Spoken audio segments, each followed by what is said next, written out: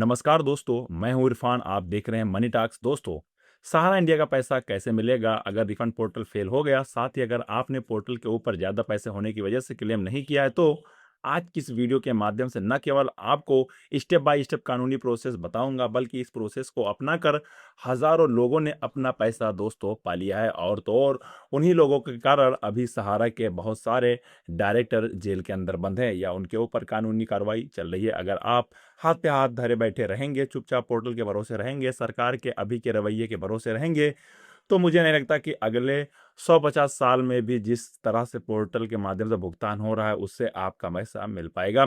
हमारे बताए हुए स्टेप को अगर आप फॉलो करेंगे और सरकार के पास एक बार फिर से शिकायतों की बाढ़ आ जाएगी, तो कहीं न कहीं सरकार को मजबूरन इस पर कुछ न कुछ कार्रवाई करनी ही पड़ेगी। आइए इसको स्टेप बाय स्टेप करके जानते हैं। दोस्तों, आपको याद दिला दूँ कि अगर आपने सहारा इंडिया के अंदर पैसा जमा किया तो 2012 में ही आपको पैसा वापस देने का माननीय सुप्रीम कोर्ट का आदेश था। उसके बाद सहारा की तरफ से आपका पैसा वापस नहीं किया गया। और अगर पैसा पहले क्यू शॉप में और अलग-अलग सोसाइटी में फँसा दिया गया, इसके बाद हमारे द्वारा सहारा इंडिया स्कैम का भांडाफोड़ किया जाता है। दिल्ली हाई कोर्ट का एक आदेश आता है और आपको रिफंड के लिए सेंट्रल रजिस्ट्रार को क्लेम भेजने का एक फॉर्मेट दिया जाता है। देश के लाखों जमाकर्ता जब उस आवेदन को भेजना शुरू करते हैं, उसी के आधार पर भारत सरकार सुप्रीम कोर्ट पहुँचती है और वहाँ से 5,000 करोड़ पहले और 5,000 करोड़ अब लाया जाता है अमित शाह जी द्वारा। जो रिफंड पोर्टल लाया गया था उसके बारे में हमने पहले ही बताया था कि वह सक्सेस नहीं हो पाएगा। सक्सेस नहीं होने का मतलब उसमें पैसा मिलने की नहीं उम्मीद नहीं है, इसकी गारंटी बहुत कम है। और ऐसा ही हुआ, कुछ लोगों को मिला जिनका 10,000 था और वो ऐसा सोच रहे हैं कि हमारा 10,000 मिल गया, जबकि उनको 10,000 का 400 और भी मिलना चाहिए। मात्र 10,000 में वो खुश हो गए। बहुत सारे लोग ऐसे हैं जिनको 5,000 मिला, जबकि उनको मिलना था 2 लाख रुपए। ऐसे में ऐसे भी लोग हैं जिन्हें अप्लाई कर दिया, उसके बाद भी पैसा नहीं मिला। तो आज इस वीडियो में बताएंगे कि अगर रिफंड पोर्टल फेल हो गया है तो ऐसे में आप पैसा कैसे लेंगे, या बहुत सारे लोग ऐसे हैं जिन्होंने अभी तक क्लेम तक नहीं किया है तो उनको क्या क्या स्टेप फॉलो करना होगा, उसको मैं बताने जा रहा हूं। आपको बता दूं कि देश के किसी भी कोने में किसी भी स्टेट के अंदर हैं तो आपने पोर्टल के ऊपर क्लेम किया या नहीं किया, एक काम आपको जरूर करना है। देश के अंदर एक पीआईडी एक्ट है और एक मोदी सरकार द्वारा बर्ड्स एक्ट लाया गया है, जिसको अगर पढ़ेंगे तो लगभग लगभग सेम ही है, केवल नाम बदल दिया गया है, बाकी काम वही है। पीडीआई एक्ट और बर्ड्स एक्ट के जो कंपोनेंट अथॉरिटी होते हैं, आपके जिला अधिकारी यानी कि डीएम होते हैं, उनके पास आपको एक शिकायत दर्ज करनी होती है। शिकायत में क्या लिखेंगे वो भी बताऊंगा। साथ ही आपको ये भी बता दूंगा कि आपने नज़दीकी पुलिस थाने में भी एक एफआईआर दर्ज कराई है, उसमें भी क्या लिखना है वो भी मैं अभी बताने वाला हूं। इससे क्या होगा, आने वाले समय में जब हजारों की संख्या में आप डीएम के पास शिकायत दर्ज करना शुरू करेंगे और एफआईआर दर्ज करने लगेंगे, तो कहीं ना कहीं विवश होकर सरकार को कार्रवाई करनी ही पड़ेगी। इसके बाद अब सवाल आता है कि हम उसमें लिखेंगे क्या? तो आपको अपनी कंप्लेन लिखते समय कुछ बातों का ध्यान रखना होगा। सबसे पहले आपने पैसा लेने वाली कंपनी का नाम लिखना है, किस कंपनी के नाम पर पैसा लिया गया और किस व्यक्ति ने आपको भरोसा दिलाकर पैसा जमा कराया, दोनों का पूरा पता शिकायत में लिखना है।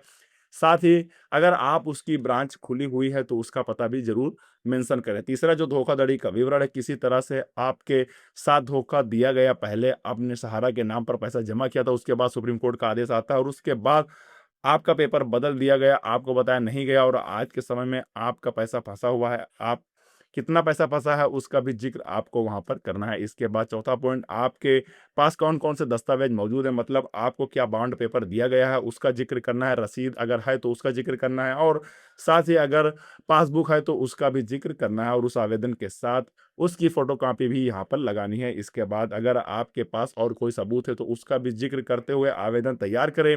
आवेदन तैयार करने के बाद केवल भेज नहीं देना है, बल्कि उसका प्रूफ भी अपने पास रखना है। अगर डीएम के पास भेजते हैं तो उसको रजिस्टर्ड पोस्ट के माध्यम से भेजें। उसमें आपको एक स्लिप मिलेगी, उसकी एक कॉपी अपने पास रखें और उस रसीद को संभाल कर रखें, ताकि आने वाले समय में उसका स्टेटस पता किया जा सके। हाल ही में हमने बिहार के लोगों के लिए पीआईडी एक्ट के तहत एक आवेदन का फॉर्मेट दिया था, उसमें से बहुत सारे लोगों ने भेजा और रिटर्न में उनको एक लेटर आया। कई लोगों ने व्हाट्सएप के माध्यम से भी उस लेटर को मुझे भेजा।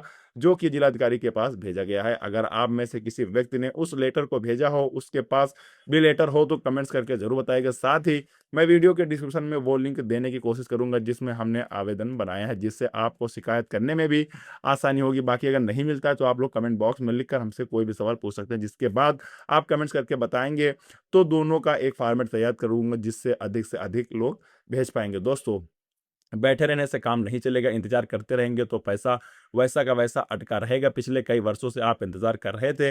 फरवरी 2022 में जब हमने आपको बताया, उसके बाद दिल्ली हाई कोर्ट के आदेश के अनुसार आपको शिकायत करने के लिए कहा गया, तो लाखों की संख्या में लोगों ने शिकायत किया।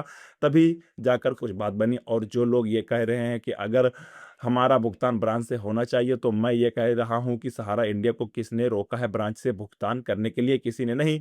हमने तो ये रोका है कि आपका आरबीआई का लाइसेंस रद्द हो गया, तो आप पैसा तब तक जमा नहीं करा सकते जब तक आपके पास आरबीआई का लाइसेंस नहीं है। और ब्रांच खोल करके वो पैसे दे नहीं रहे थे, बल्कि आपसे पैसे वसूल रहे थे। कितना सही मैं बोल रहा हूँ, कमेंट करके बताइए।